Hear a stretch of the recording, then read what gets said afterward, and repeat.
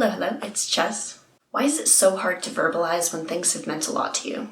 Like when someone asks us why we like a certain work or person and we're just like, I don't know man, they just touch my soul and make me feel human and I'm deeply in love with them. But it's hard to actually describe. Stephen King wrote, "The most important things are the hardest to say because words diminish them." Which, funnily enough, kind of perfectly puts into words how difficult it can be to find words. Trying to express what something means to us just feels impossible. Even as someone who practices writing a good amount of the time, the things I want to say just never come across how I want them to on paper. How can we explain that a book reminded us how it feels to be human, or that a creator's goofy videos were the only thing keeping our heads above water while we battled depression? So much of humanity is emotionally based, but emotions can be really nerve-wracking to express. In each of these videos I make, I constantly wonder if I'm fully capturing what I'm trying to say in the way I want to say it.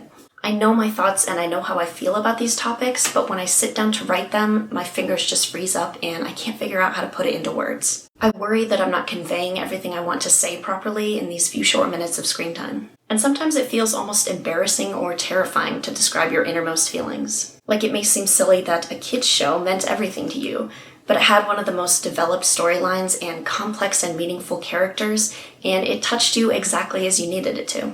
We often see people judging one another in their preferences and what they deem to be more refined than others. Like watching anime with developed storylines has always been social suicide for some reason, meanwhile keeping up with the Kardashians gives you status. We never stop to ask one another, what does this mean to you? Tell me why you love it, before we lay down our judgments. And when someone asks us to explain why we love something, we often just can't find a way to put it into words. Like when I see a movie or read a book that I really connect with, I usually don't actually like to discuss it with others. I'm more than willing to talk about how it made me feel or how totally encompassing the writing was, but when someone says something as simple as, "So what did you think? Did you like it?"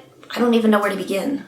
And a part of it is also that I don't really want to talk about it. There's something so special about how a piece makes you feel, like it was created for you and only you, and trying to describe it feels like it would just diminish its power. It's more important to me how something makes me feel, rather than how objectively good or cultured it is. So all this to say, enjoy the things that make you feel something, whether or not they make sense to anyone else, whether they're Oscar nominated or from the far corners of the internet. No one can tell you how something is supposed to make you feel, or how it can change your life, as silly as that may seem.